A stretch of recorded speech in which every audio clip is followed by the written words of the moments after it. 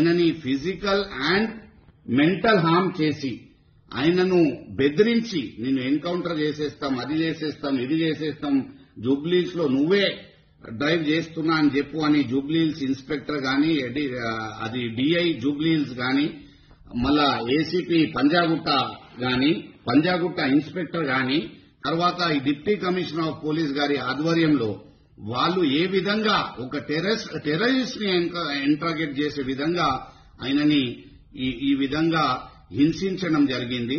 తర్వాత ఇల్లీగల్ గా ఆయనని జ్యుడిషియల్ రిమాండ్ లో పంపించడం జరిగింది. 24 hours ఎక్స్ట్రాఆర్డినరీ టార్చర్ పెట్టి ఆయనని రిమాండ్ లో పంపడం జరిగింది.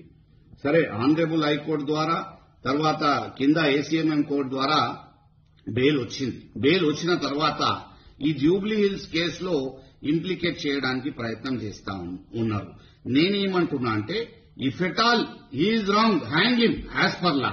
I'm ready to cooperate with the investigation. We're all ready to cooperate with the investigation. కానీ డీసీపీ విజయ్ కుమార్ గారు మళ్ళా బాబుని ఎన్కౌంటర్ చేసేస్తాం అని గాని, మళ్ళా ఇట్లా చేసేస్తాం అట్లా చేసేస్తామని ఆయనని బెదిరించి హింసించి ఈ రోజు ఆయన మెంటల్ హెల్త్ ఒక స్టూడెంట్ ని జైలుకి పంపించి క్రిమినల్స్ కొని పెట్టడం జరిగింది. నేను అందరు పొలిటీషియన్స్ ని రిక్వెస్ట్ చేస్తా ఉన్నా, మనం ఏమైనా పాలిటిక్స్ లో ప్రజాసేవలో ఉండి తప్పు చేసినామా? మన పిల్లల మీద ఇటువంటి ఆపద వస్తే అది కూడా అన్నెసెసరీ పొలిటికల్ ఎనిమిటీతోని ఇంప్లికేట్ చేయడానికి మళ్ళా ఈ అంత సిస్టమ్ అంతా పనిచేస్తా ఉన్నది. కింద లెవెల్ నుంచి పై ఆఫీసర్ వరకు anyhow he has to be implicated in the case అని మళ్ళా కింద స్థాయి పోలీస్ వాళ్ళకు కూడా బెదిరించి ఆయనని ఏ పరిస్థితుల్లో అయినా వేయాలా.